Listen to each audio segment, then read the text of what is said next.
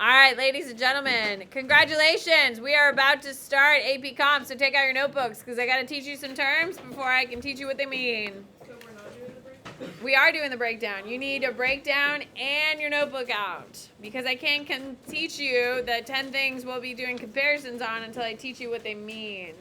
So, on your notebook, on half the page, write out APComp. Write it nice and big because it's a big deal that we are in APComp.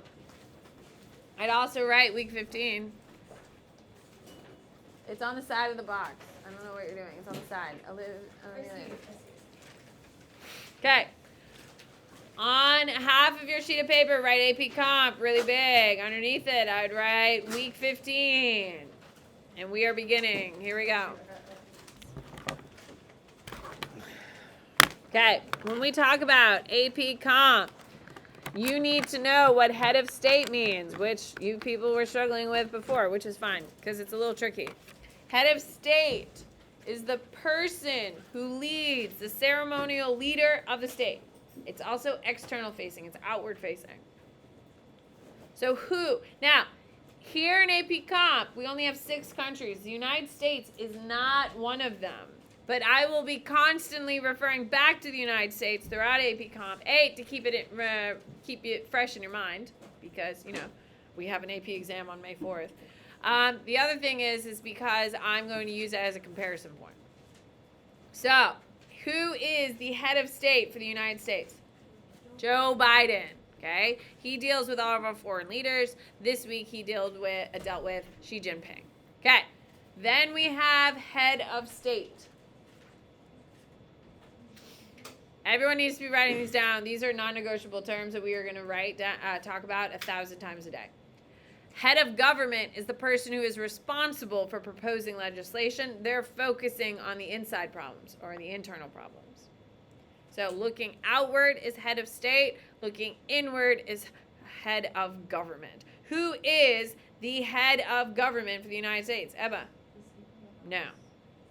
Don't make it harder than it is. Natalie? Joe Biden.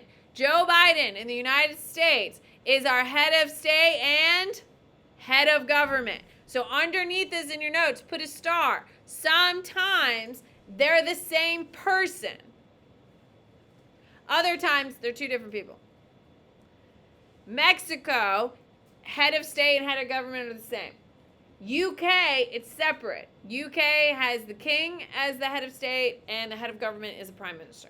So, sometimes they're the same, sometimes they're separate. It just depends. Your next term that you have to know is legitimacy. Legitimacy is when people accept the government's authority to make policy. Here in the United States, we have high legitimacy. High legitimacy means when the government passes a law, everyone follows it. Okay? For instance, here in the state of Florida, our state legislature passed a law that says every classroom has to remove any controversial books. So what has every teacher in the state of Florida had to do? Remove any controversial books. Okay? So with that being said, do we have high legitimacy or low legitimacy? High. Because everyone has to compel with the law. Whether you agree with the law or disagree with the law, what do you still have to do? Follow the law. That's high legitimacy versus low legitimacy. Levels of government. Levels of government are the framework of the government. It's either unitary, which means there's one central government. The UK is a unitary government. Or it's federal, which is a central government and states with power. Okay, what is the United States? We're federal, okay? We have states. We currently live in the state of Florida, okay? So we are federal. UK is unitary. Mexico is federal. Russia is a mix, so it's a little unique. China is unitary. So these are things we'll be discussing and that you have to be able to directly compare, which is why this class is called AP Comparative. Isn't it nice? Isn't this nice already? Oh, I'm so happy. Huh? You're what? Loving it. I know, it's so nice. We're talking about totally different things now. Judiciary. When we say the judiciary, we're talking about how independent, thanks, boss, how independent the ruling courts are. Can they challenge the authority of other branches? So, during Joe Biden's campaign, he ran really, really heavily on student loan forgiveness. He passed a law. He passed an executive action, not a law. And what happened to that executive action? Got declared unconstitutional. Yeah, judicial review occurred, and the Supreme Court said, nah, bruh, not gonna happen. So what currently does not exist here in the United States? Yes, the student loan forgiveness.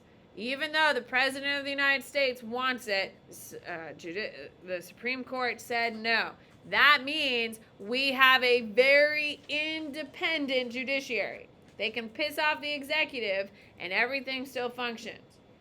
In some countries, it is used as a tool, like in Russia. If Putin wants to declare you a terrorist, he goes to the Supreme Court and says, hey, you know that person who's done nothing? Declare him a terrorist and send him to jail. And guess what they'll do? Declare him a terrorist and send him to jail. That is how Russia works. It is a not independent. Okay, so it's used as a tool. Your next term is a supranational organization.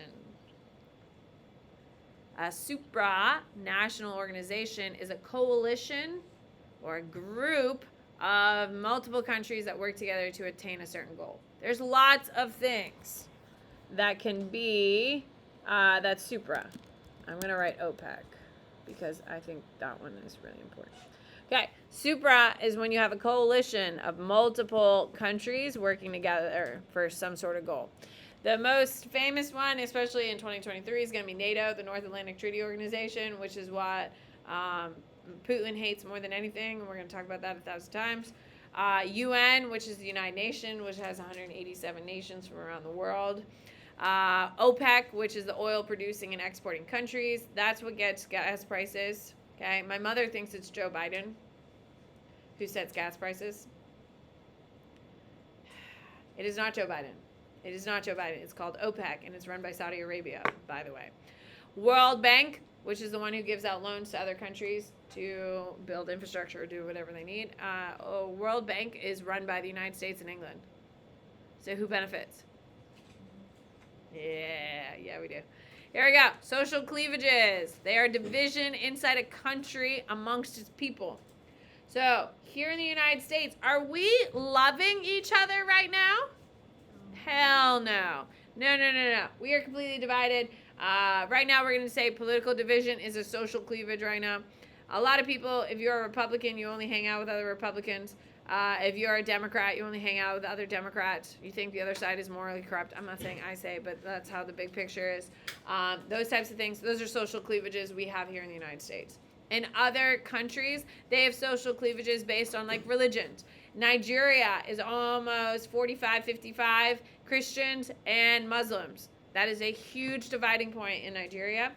In Mexico, it's between the north and the south. The north has most of your mestizos or whitish people, and your south is all of your indigenous. The north has all the factories and the wealth. The south has all of the farmland, which is very poor and very corrupt. Then you have legislative. There's only 9, so we're almost done. Legislative is how independent the legislative body within the country is. Can they oppose the government? Can they set up? Here in the United States, does Congress do whatever Joe Biden wants them to? Yeah, hell no. Keep in mind, Congress literally didn't function for 100 days. Cannot function. And I don't know if you've been watching Congress this week. One of our senators threatened to beat up a person who is testifying in front of Congress on the congressional hearing floor. That was funny. Let's go. Wasn't it? Is it? It was pretty funny to watch on the news in the morning yesterday. They were consenting. They were 2 consenting. Anyway, so the guy from Montana, the Congress member from Montana, the guy, the Teamster who is sitting there, the Teamster, they run like the unions and stuff like that, posted a bunch of mean tweets about the guy. So the Montana Senate Congress member said, well, here's a time, like here right now is a time and place. Let's do this, settle it like men, or some shit like that. He was like an ex-MMA fighter. Yeah, he is an ex-MMA.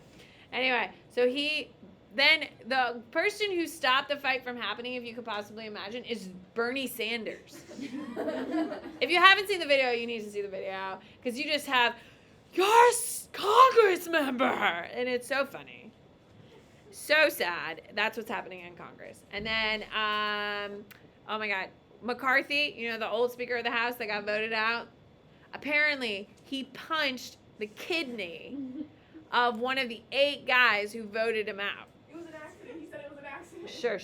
So one of the guys who voted him out was in a hallway. McCarthy walked by, punched him in it, and the problem is that an NPR interview reporter was there who recorded the whole thing on audio. Well, at least he got voted out. So, Yeah, he got voted out a while ago, and he's still punching people in the kidneys. hey, I mean, it's just how it Yes, is. ma'am. Oh, sorry. And then you have rule of law. Rule of law is, does society follow the written rules, or are the rules different from person to person? Here in the United States, every single person is supposed to follow the Constitution. Everyone is held accountable, whether you agree or disagree. And we're not here to argue whether Trump should not be in court, should be in court. I'm not here to argue that. But the fact that Donald Trump is now standing and working through 91 felonies, is what the courts are saying, tells you that here in the United States that everyone is held accountable. Whether you agree or disagree on whether Trump should be there or if he should, I'm not arguing the point. But seeing that a president is being held accountable in the court of law should make you feel like we have rule of law. In Russia, it's not that way. In Russia, if you're an oligarch, one of the protected people of Putin, they're the friends of Putin, they're the billionaires of Russia, they get to do whatever the hell they want. They literally, have you seen Moscow, where they have their major parliamentary building, they have their major Capitol building. It's like the pretty place with the big fancy church that you've seen. Yeah. It gets regularly shut down informally, so oligarch kids can race their cars. Yeah, the police just shut it down so the oligarch kids can drive their cars and crash their cars into each other. Guys, it's like having a bunch of billionaire kids here in the United States shut down Pennsylvania Avenue and just crash their cars into each other, with the Capitol Police being like, oh my God, this is great. Rules do not apply to everyone equally in Russia. If you are a regular citizen in Russia, you have a certain rules to follow. If you're an oligarch, you can do whatever the hell you want. And they do. They definitely do. All right. Those are your 9 things that we are going to be directly comparing our countries to. So we're going to shift to your breakdown. On your breakdown, ladies and gentlemen. Oh. It's going to be my face. You don't need to see that. On your breakdown is what we're transitioning to, so take that out. Okay. Friendly reminder, on Monday, you do have a vocab quiz on 1 through 10. If you look on your vocab sheet, I have written out 1 through 10 in the column, so you know exactly which words will be there. So make sure you maybe make a note of that. You do have vocab quiz 1 through 10 on Monday. You will do 1 through 10 on Monday, Tuesday 1 through 20, and on Wednesday it'll be 1 through 30. There's no more list quiz because we're done with AP Gov. We're now in APComp. Or, question, do you think it would be helpful to do list quizzes because we haven't taken the midterm yet? I think it's a good thing. We can do, Miss Roth wants it, and whatever Miss Roth wants, she gets. So I think it would be a good thing to protect. Did you hear how controversial your statements were? And I A few? kind of agreed with them. So, ladies and gentlemen, We will do 1 through 10, 1 through 20, and then we'll do a list quiz on Wednesday. Because it is true you need to keep that information because you do have a midterm coming up. We'll do that for 2 weeks, and then after we take the midterms, and we're absolutely done with list quizzes for a while. All right. So take out your breakdowns. We are going to complete these breakdowns in class. That day is not today, though. Okay, I'm going to get down as much as I possibly can. This is what I've gotten done in the last 2 classes. I'm sure. Oh, nice. It's harder than you think up here, okay? So, I don't need you to write down. I'm going to write it out with you, but I want you to see your head of state, head of government, head of state, head of government, legitimacy. Like, we are writing the same things, but in tying it to different countries. This is beautiful. And you will eventually appreciate how much planning has gone into it and how much of a pain it is. So, what we are going to do is we are going to begin filling it out. On Monday, I will finish it. Is everyone clear? If it takes till Tuesday, it is that valuable in time. I'm going to complete it in class. Over the break. Oh my God, is that so wonderful to say?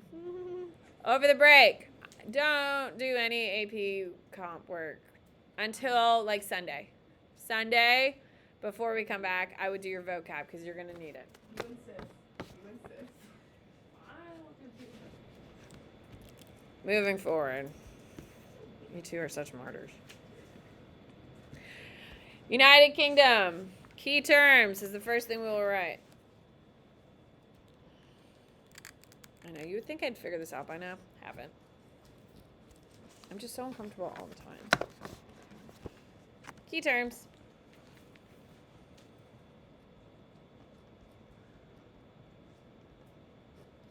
Your first one is called common law.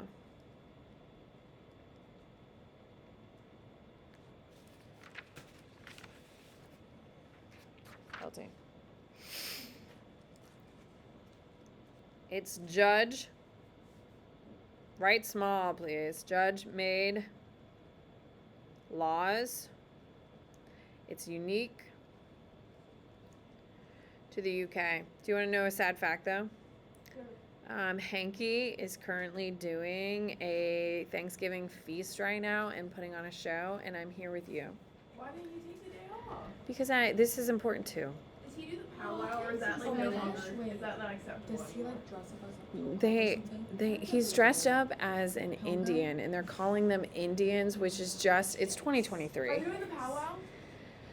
He's doing a little dance, and he has a little headband, which is just so offensive, and it's fine. And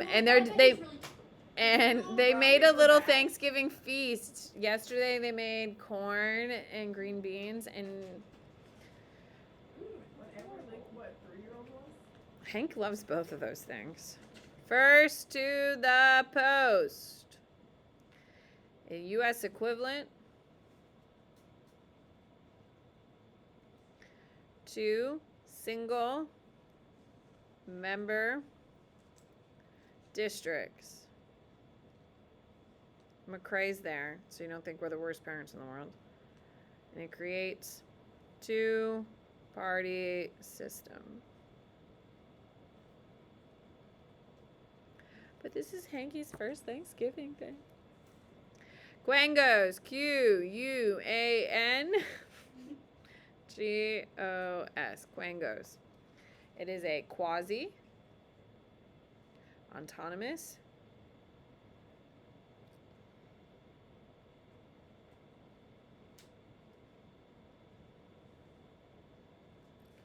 government organization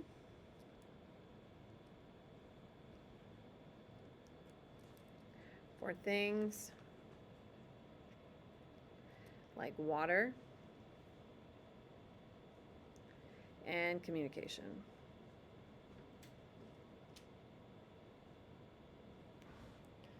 And you have de-evolution, which is when the central government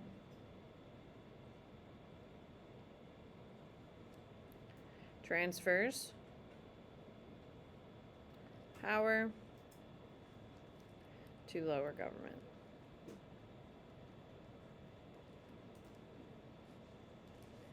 All right.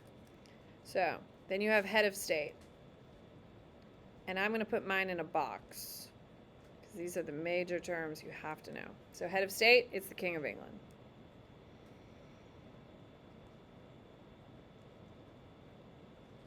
Then you have head of government.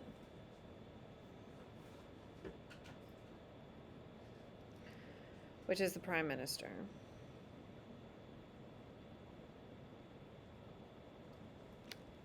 Then you have legitimacy.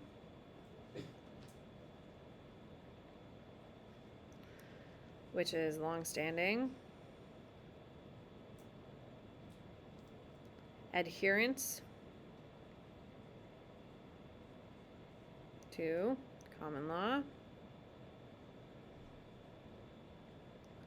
And formal powers of the king.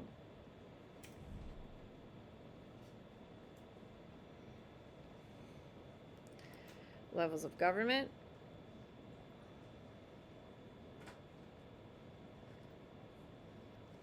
It is a unitary state.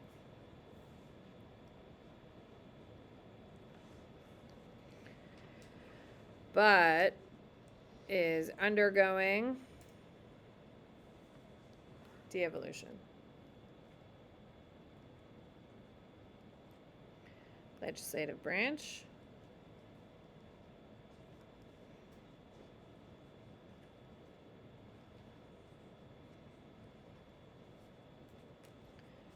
Parliament. It's bicameral.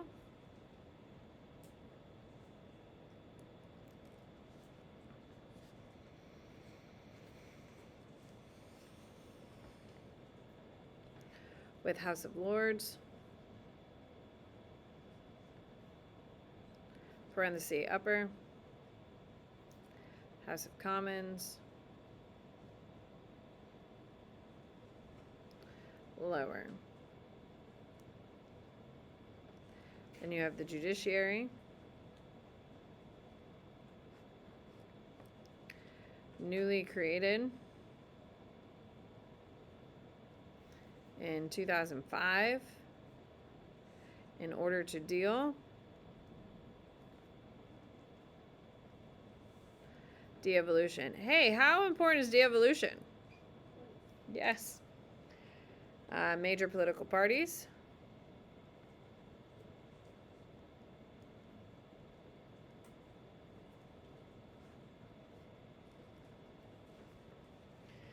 Labour Party, Labour, because they are British. Labour Party, which is liberal. And then you have the Conservative Party, which is conservative. So smart.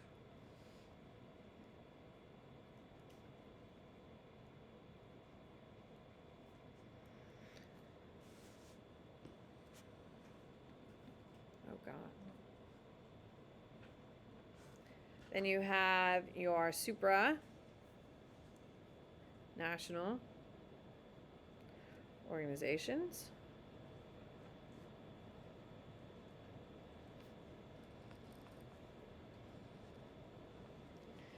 They are the founding member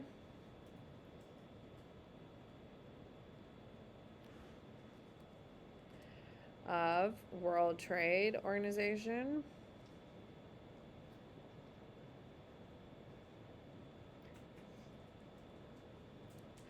On September 11th, what building did they bomb? Guess what was helmed at the World Trade Center? World Trade Organization.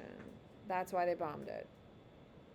If they wanted to bomb the United States specifically, they would have bombed the White House, Statue of Liberty, right? But they didn't bomb that. They bombed the World Trade Center, which helmed the World Trade Organization because of abusive trade policies, they alleged. What? There was also a bombing that just on the World Trade Center, though, wasn't there once? Like there's 9/11, but isn't there also? There was a previous attack, yeah. What was that, Hayden? Wasn't there another tornado for the White House Pentagon, there could have been, but the reason why they attacked the World Trade Center is because of the World Trade Organization. And it's a beacon of American wealth. All right. World Trade Organization, the general. I know apparently all you people on TikTok are reading Osama bin Laden's letters. I have not seen that. They did talk about it on the news this morning, though. Yeah, apparently it is very popular with TikTok. General agreement on tariffs and taxes. And people are becoming now sympathetic to Osama bin Laden.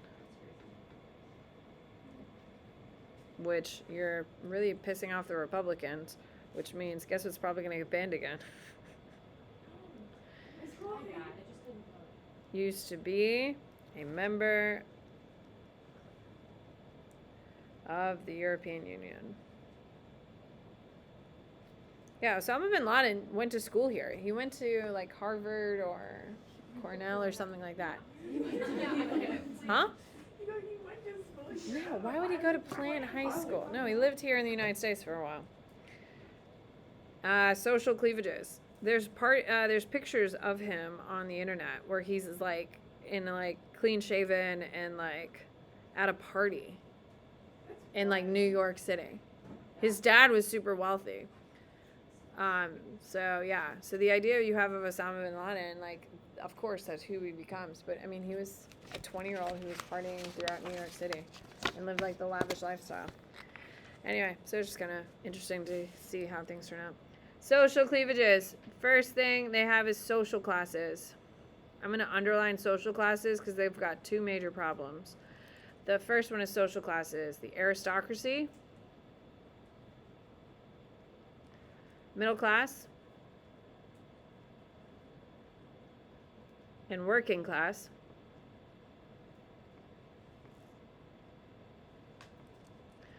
Are all different.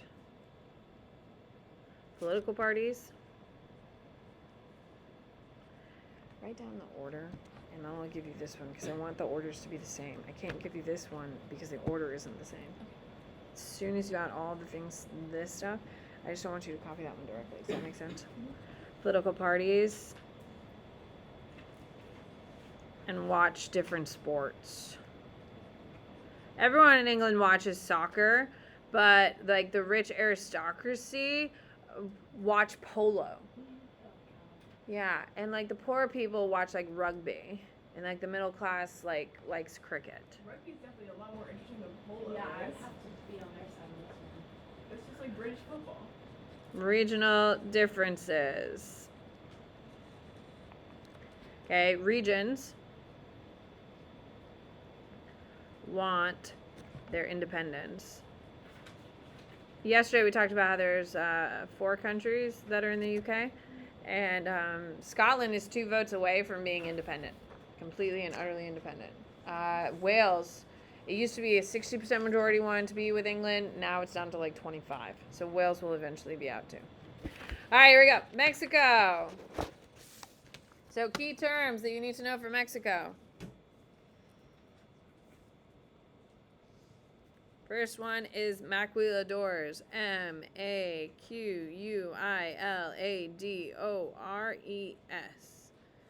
They are factories built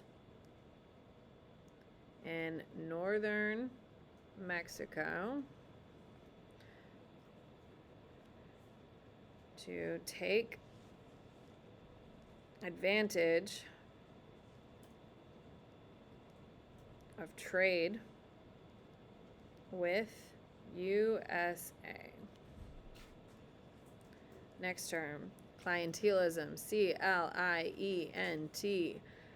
CLIENTELISM. Okay, it's receiving services for votes. So here in the United States is not particularly common, but actually this time of year. So in very, very poor cities across this country, politicians literally hand out turkeys this week They literally hand out turkeys to poor people, and they say, vote for me, Sam Bennett, and they hand turkeys. Because if you got a free turkey for Thanksgiving, and if you didn't get that free turkey, you wouldn't be getting a free turkey. People are going to remember that, yes? So they're more likely to vote for you again. That's clientelism. Is that a big thing here in the United States? How often does a politician give you free things? Not that often. However, in Mexico, guess what happens? All the time, clientelism.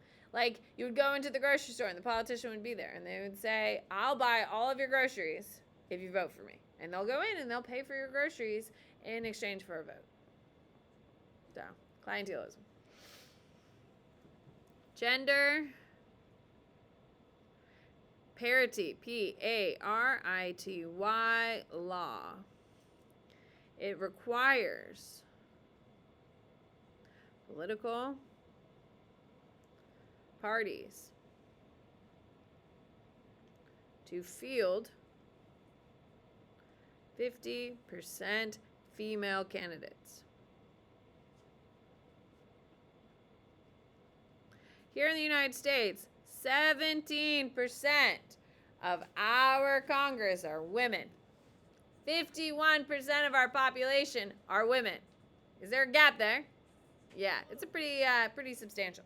In Mexico, only in Congress though, it is 42% women. And why does that exist? Gender parity law, because they have to be on the count. And then you have direct plurality vote. This blows my mind. Here we go. It is not about majority, but who gets the most votes. So, here in Mexico, there are lots and lots of political parties. So much so, the most annoying thing about the week I teach you about Mexico is learning the political parties. There's so many political parties, it's not a two-party system, so no one can get the majority. So it's literally about who can get as many votes as possible. For instance, the president of Mexico won the recent election by getting 23% of the vote. Because there was like 15 other people running from all the different parties in Mexico. So all you had to do was get the largest amount, and he won because he got 23% or something. All right, here we go. Head of state.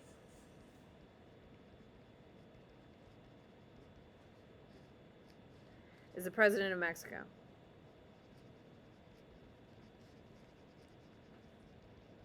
Head of government.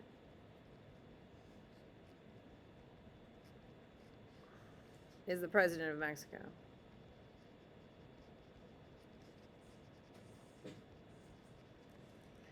Legitimacy.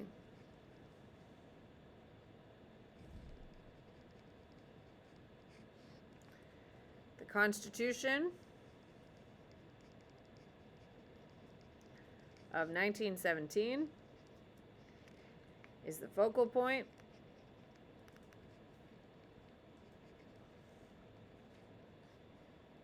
and pride. They're very proud of it. Levels of government.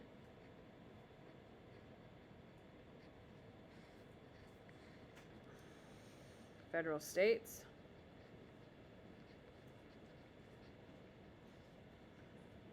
With 32 states that are similar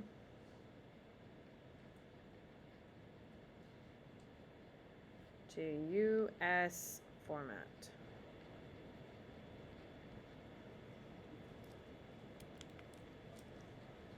Legislative branch.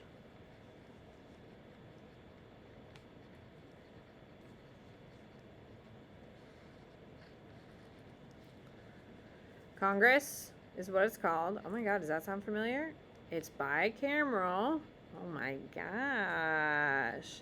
It also, they call the Chamber of Deputies, which is an amazing name, of deputies, which is the lower. And then they have, and Senate, which is the upper.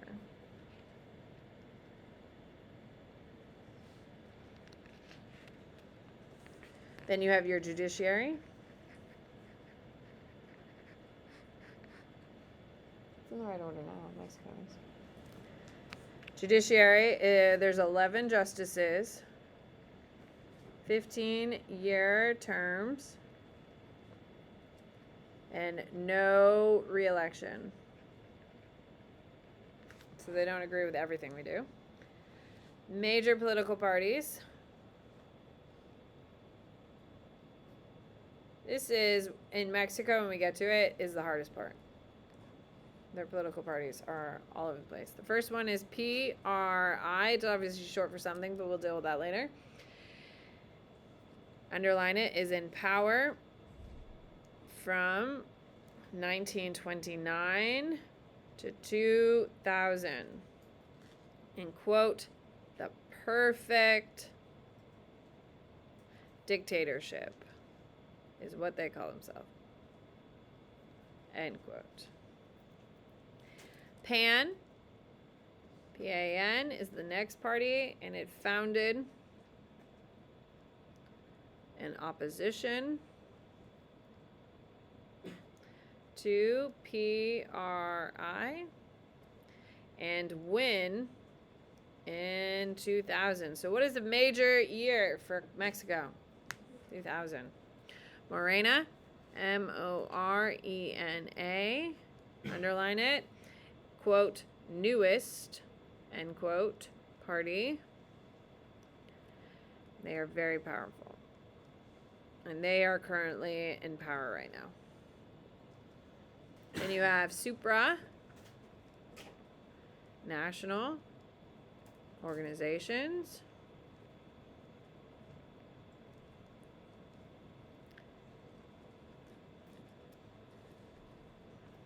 The first one is NAFTA, which you should all know. North American Free Trade Agreement, which starts free trade with US and Canada. LT, let's go. It is replaced with USMCA. Does anyone know what president did that one? It was Trump. And they're part of OPEC. OPEC is for oil producing and exporting countries. So what do they clearly have? Oil. They have oil. And then your last one is social cleavages.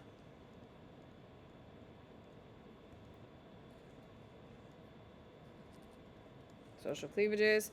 The North, parentheses, dollar bill signs, which means they're wealthy because they have aero factories, end quote, versus South, parentheses, poor, aero farming. Indigenous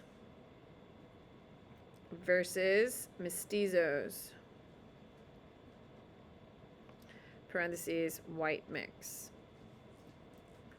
In Mexico, there are people who are of indigenous culture, really dark features, really dark skin.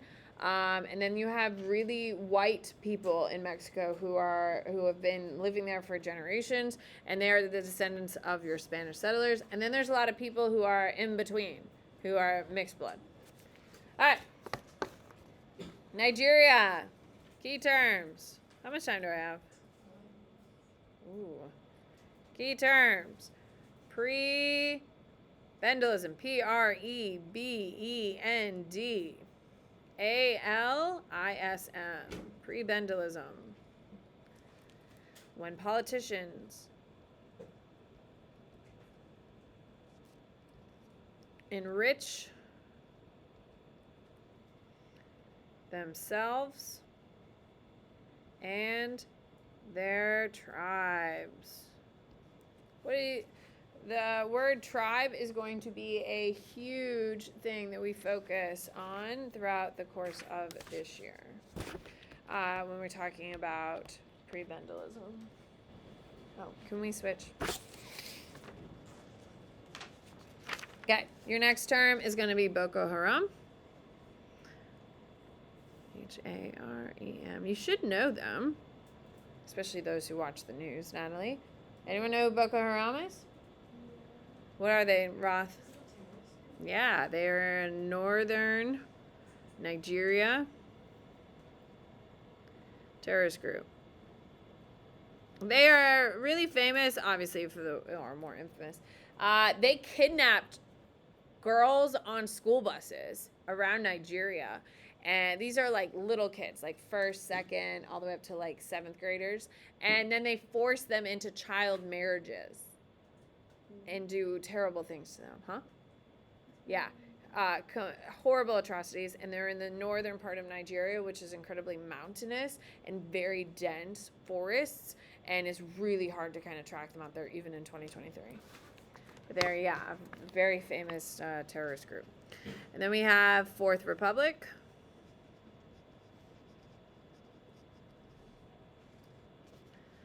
The fourth attempt at the Nigerian government without a coup. COUPE. I'm going to do a little triangle over the top because I want to be fancy. What is a coup? Yeah, it's overthrowing of the government. So how many times has Nigeria been overthrown? 3 times, because they're in their Fourth Republic. So it's been overthrown by a military coup 3 times since 1970. Yeah. All right. Niger River Delta. Okay, it is known for its violence,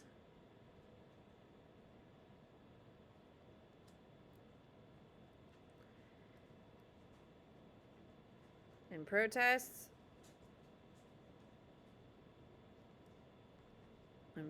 to gain more access to oil profits. So where is the oil located in Nigeria? The Niger River Delta. So the whole country is trying to fight over oil. Here we go. So your head of state.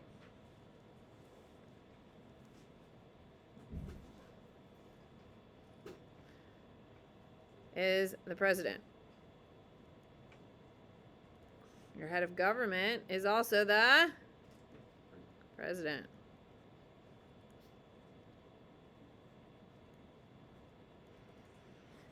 Legitimacy. See ya. Have a great Thanksgiving break, guys. Hopefully you see this is definitely worth our time. Bye. Thanks for coming. Bye-bye.